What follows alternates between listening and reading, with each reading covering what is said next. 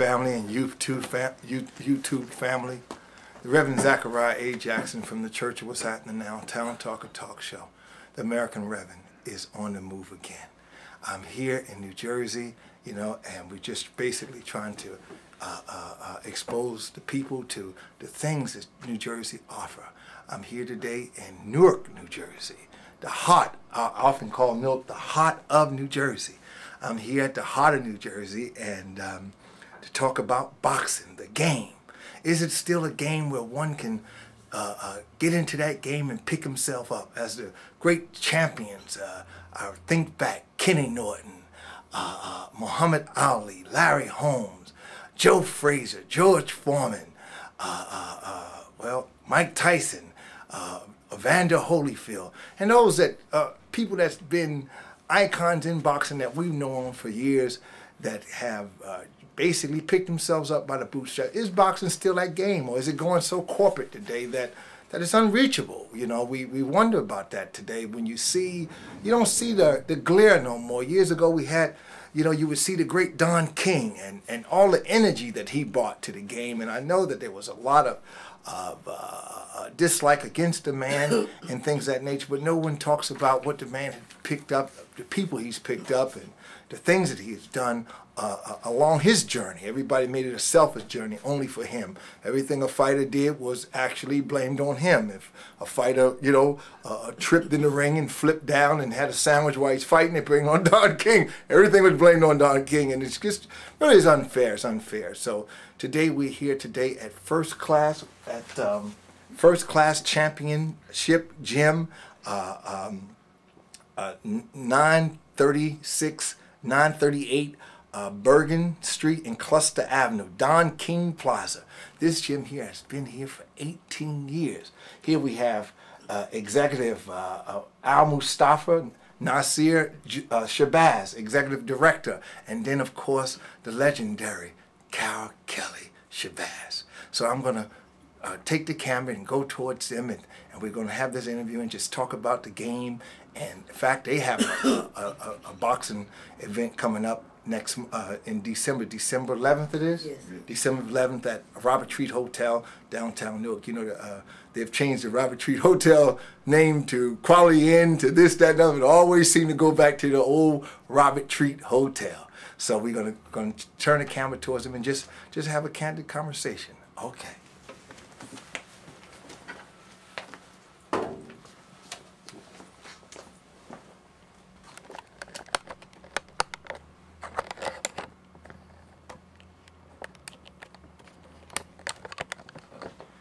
Okay.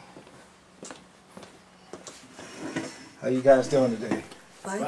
All right. Sure, you guys have been in better campus than this here along the game. But anyway, Carol, you're putting on an event next month.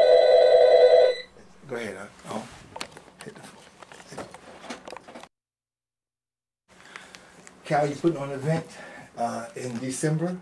Yes, as a matter of fact, December 11th. Okay, and is that what, Robert Treat Hotel? Robert Treat Hotel, 50 Park Place in Newark, New Jersey. Okay, and what kind of event is this that you're putting on?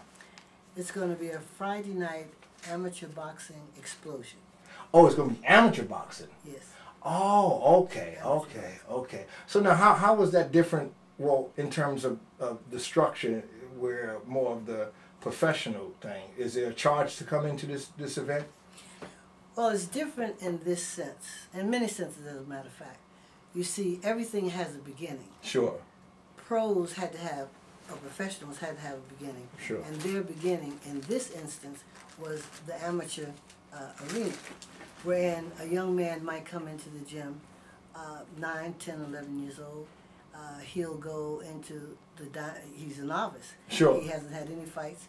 Then, of course, as he has 1 to 10 fights, he then goes into an open class category.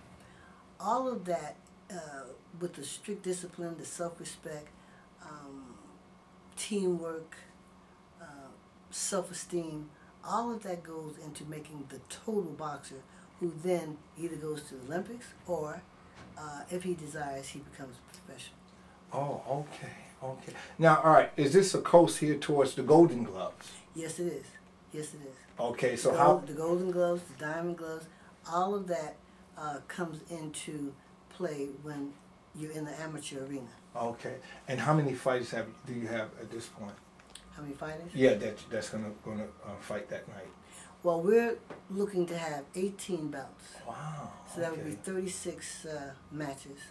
And of course, we'll probably have 2 extra just in case someone gets sick or someone falls out or something happens where they can't make the fight that night. Oh, okay. And what time is it? 7 o'clock. 7 o'clock until. sure. Okay. Let me ask you this here, Cal, and I'll direct this question to you too, Musaba. What is actually going on with the game of boxing in terms of, is it still that game where a person can pick themselves up, or is it going so corporate now? We don't, the energy that was behind boxing years ago don't seem to be the same today. Well, I would say, I would dare say it's twofold. Because when you have a promoter like a Don King, Sure. for example, as opposed to a Lou Duva, as opposed to a Bob Arum, as opposed to a Cedric Kushner, you're talking about a man who understands the soul of that boxer. And you also have to understand that these boxers, for the most part, are black kids. Sure. Very few white kids come through. Dr. Crisco, Crisco and his brother, but even they are from the United States. Right. Don King, who, as you mentioned before, there's so many things people don't know about him. Sure. You read his resume, I'm telling you, it's like, it's amazing. They don't know, for example, for 10 years, he's been bringing at least 5,000 turkeys to this gym, either Thanksgiving or for Christmas. Because he understands that there's a need. Sure. That we have people who don't have money, people who are on welfare, people who might not have worked, and some of those people have master's degrees. Sure. But he comes into Newark for the last 10 years. And there are many other communities, because we've seen them as far as Harlem and different places like that. All over the country. Yeah. But for some reason, and this comes from blacks, since we talk about black boxers, but for some reason, he's portrayed almost like a sideshow, not real, where they portray the other promoters and so serious alike. Well, you know why? Because he's the black man. Sure. Cedric Kushner, he was from South Africa and he practiced apartheid. Wow. Bob Arum, what is he? Right. Yes. He's not a saint, yes. You see. Lou Duva, for example, he had kids like Arturo Gotti, who made him millions of dollars. Sure. He had kids like Rocky Lockridge, who you can find today down in Camden on Skid Row, a drug addict, sure. No roof over his head. Sure. So they don't talk about that though. Sure. And those kids made zillions of dollars. Sure. Made the Lou Duvas the millionaires that they are. So why is it though, Carol? You guys are we all are on an approach of healing. And we've all been dealt somewhere or another. As you guys across the street are trying to get rid of the liquor store in your community, yes. Which is a good thing. But and the killing in Chicago, the young man got killed in Chicago, and then there was a mother that lost her son also in New York the other day. She said, "Hey, I've done everything right. This right here just shouldn't have happened." Right. And to hear her cry, I felt it in my heart.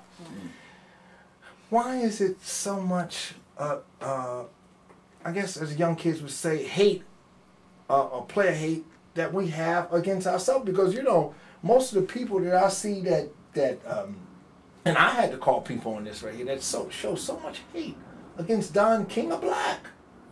I mean, I'm talking about I say whoa. Let's start with this.